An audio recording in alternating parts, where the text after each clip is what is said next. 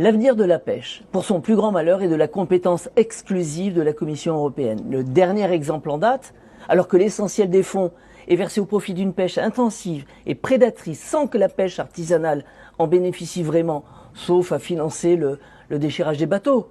Alors que la Commission européenne nous interdit tout soutien financier en faveur du renouvellement de la flotte dans nos dom-toms, puisqu'elle interdit les aides d'État, à l'heure où la pêche française joue sa survie, l'Union européenne, par le biais de la politique de renouvellement des flottes de pêche dans les régions ultra-périphériques, donne de l'argent à des pêcheurs qui ne sont pas européens pour qu'ils puissent acquérir de nouveaux navires.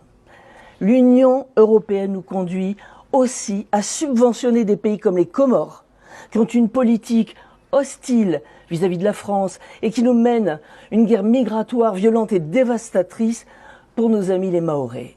Et c'est le contribuable français qui paie et notre pêche artisanale qui coule. C'est pourquoi il est important de se mobiliser pour les pêcheurs, pour notre indépendance alimentaire et pour une autre Europe, une Europe où chaque État pourra défendre ses intérêts et son peuple.